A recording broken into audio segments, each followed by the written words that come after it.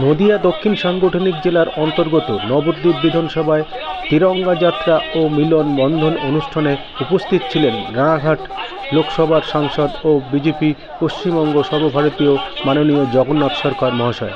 আসুন দেখে নেব সেই মাননীয় জগন্নাথ সরকার মহাশয় কি বললেন, জেনে নেব।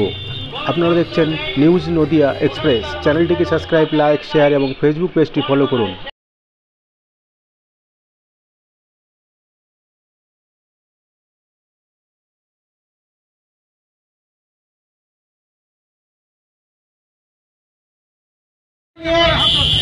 আমরা জানি বিগত দিনেও তেরঙ্গা যাত্রা করেছি, কিন্তু তার পেছনে আরেকটা কার্যক্রম রয়েছে মানববন্ধন।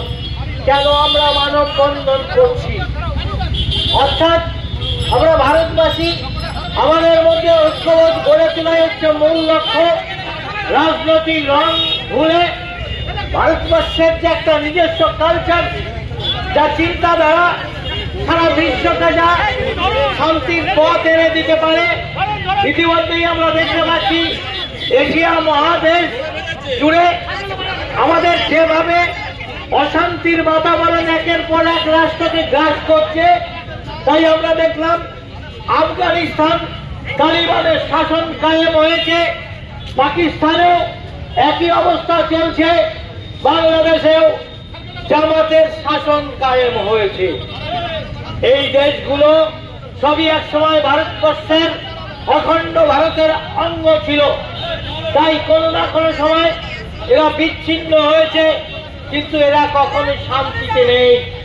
আর যে আফগানিস্তানে তালিবান শাসনের সঙ্গে সঙ্গে তাদের প্রাণকে উপেক্ষা করে যেভাবে ফ্লাইটে চড়ে যেভাবে পালিয়ে মানুষ, ওখানে স্বাধীনতা নেই, গণতন্ত্র নেই, ওখানকার মানুষের অত্যাচারের কাহিনী বর্ণনায় শেষ করা যায় না।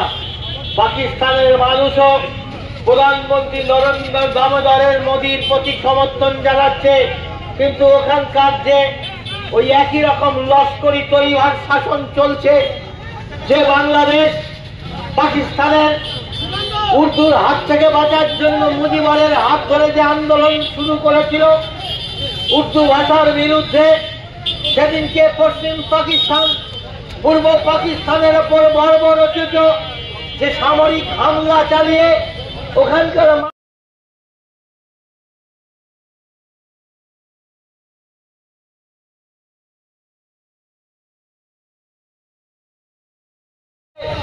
উলুধ্বনি দেওয়া, তুলসী তলায় প্রদীপ দেওয়া, শঙ্খধ্বনি বাজানো, বাংলা ভাষাকে, বাংলার সংস্কৃতিকে রক্ষা করার জন্য যারা আন্দোলনে সামিল হয়েছিল, আমরা দেখেছিলাম ভারতবর্ষের প্রধানমন্ত্রী চুপচাপ বসে থাকেনি।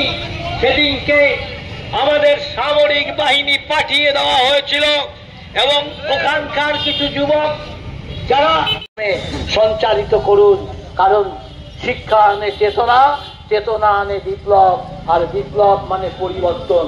সেই পরিবর্তন যাতে বাংলায় আসে তার জন্য প্রতিজ্ঞাবদ্ধ হয়ে আমরা ভারতের স্বাধীন ভারতের পতাকা, তেরঙ্গা ঝান্ডা সর্বত্র বাড়িতে বাড়িতে লাগাবো।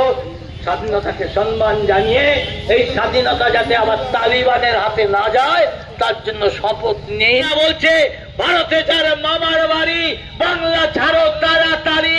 আমরা যদি পাল্টা স্লোগান দিই, বাংলাদেশে যারা চায় পাকিস্তান বানাতে, আমরা যদি কালকে থেকে শুরু করে দিই তাহলে কোন বাতাবরণ তৈরি হবে? কিন্তু আমরা এটা চাই না। আমরা বাংলাদেশকে স্মরণ করে দিতে চাই, আজকে আফগানিস্তানের মুসলিমরাও শান্তিতে নেই, পাকিস্তানের মুসলিমরাও শান্তি নাই। তাই বাংলাদেশে যেভাবে হিন্দুর ওপর অত্যাচার করছে, যেভাবে মা বোনের ইজ্জত লুণ্ঠন হচ্ছে, দিনের বেলায় ঘরের মেয়েদের হাত পা তুলে নিয়ে গাড়িতে করে নিয়ে চলে যাচ্ছে, সোশ্যাল মিডিয়ার মাধ্যমে দেখতে পাচ্ছেন। আর যে বাংলাদেশ সংলগ্ন এই পশ্চিম বাংলা, তাই পশ্চিম বাংলার মানুষকেও কিন্তু আজকে শান্তিতে নেই। যেভাবে একের পর এক দুর্ঘটনা ঘটছে, জনসংখ্যার চরিত্র পরিবর্তন হচ্ছে, আগামী দিন আপনার পরিবার, আপনার ব্যবসায়িক অর্থ, আপনার মহল কোনোদিন সুরক্ষিত থাকতে পারবে না। এটা আবার তালিবানের হাতে যাবে না তো? তার জন্য কঠোর শাসন, আপনাদের সচেতনতার জন্য আমাদের মধ্যে মানববন্ধন গড়ে তুলতে চাই। স্বাধীন ধর্ম নিরপেক্ষ বাংলাদেশ তৈরি হয়েছিল যেভাবে ভারতবর্ষ দ্বিজাতি তত্ত্ব দেশ ভাগের পর আমরা সকলের জন্য উদারতা দেখিয়ে ভারতবর্ষে সকল মানুষ বাস করতে পারে, সকল ধর্মের সমান অধিকার আমরা তৈরি করেছি।